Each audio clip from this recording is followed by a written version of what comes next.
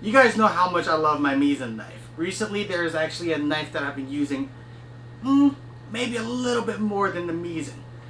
So the knife that we're talking about today is the Misen Santoku. The Misen Santoku was sent to me by Misen 6 months ago for a collaboration. They wanted me to film a promo video for them.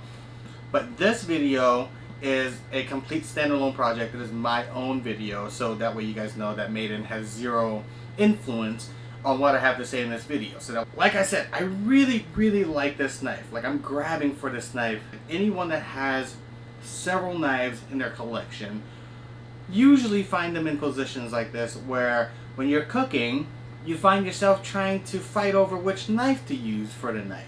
I don't know if you guys do that. Maybe I'm just weird. That I usually grab for my Misen almost as a go-to because that's just my beater knife. But I gotta tell you, in the past 6 months, I've been really fighting to not grab for the Santoku because I like it so much. And that brings us to a pros and cons list. Pros for this knife, the reason I really like it, that really stands out to me, is the geometry of the blade. What I mean by geometry of the blade, a lot of times you hear a lot of people saying, oh, the angle of the blade and blah blah blah. They're so hell-bent and focused on just the angle of the edge. Okay, the edge. What would you call it? The angle of the edge. Okay, whatever. We'll cut that out. People are just so focused on the angle of the edge, but when you actually use a knife, yes, the angle of the edge matters, but it is actually the geometry of the blade. What I mean by the geometry of the blade is the curvature of the blade, like how much of the knife has a flat spot to use on, how much it rocks back and forth. It's super important. And I gotta tell you, this knife 110% nails it. This is by far one of my favorite geometry on a knife. The second thing that I really like about this knife is the size of it. It's super nimble and it has an extremely thin blade. This is probably one of the thinnest blades I've seen on any kitchen knife.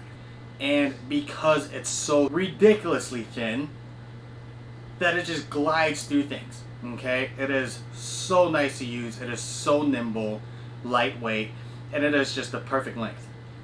And that's also actually one of the selling points of a Santoku, is that it is just a little bit shorter than your average chef knife, and it doesn't have a super pointy tip. So according to some articles on the internet, on the interwebs, that it is less, what word did they use?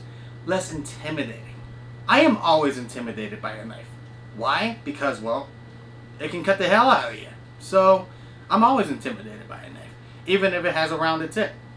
I don't know why that's a selling point, but either way, it's one of the selling points. The last pro I have for this knife is that the edge is really easy to maintain. It is made out of German steel. It is cryogenically treated German steel, and I do find it to have a little bit better edge retention than your normal German steel compared to like Henkel's and Wurstoffs and things like that. So, okay, now that we've gone through the pros, let's go ahead and hit the cons. There are also a few cons about this knife. The first being that the knife is a little short. Even for a Santoku, this is a very short blade. Usually a Santoku is a little bit taller, just your average Santoku. And I personally prefer a fairly tall blade. So that's why I really like the Misen, because they added the additional clearance. Not that, like I said before, it's not that I have big hands and I'm going to bang my knuckle. It's just that I like a taller blade. I think it is a little bit more functional, and it's just a personal preference thing. I like a taller blade. So for me, I wish it had a taller blade. Now the second con on this knife is the edge retention, or the lack thereof. Not that it is a terrible edge retention, but I just find myself, because it is a softer steel, I find myself using the knife steel quite a bit. At least compared to the Misen. Like if we're using the Misen as that's kind of like a baseline. Okay, I think that we'll use that as a baseline with the Oz 10 steel. And I find that because it is a softer steel, that you have to hone this knife a little bit more to get that really crispy sharpness. But I also understand why they're using a little bit of a softer steel.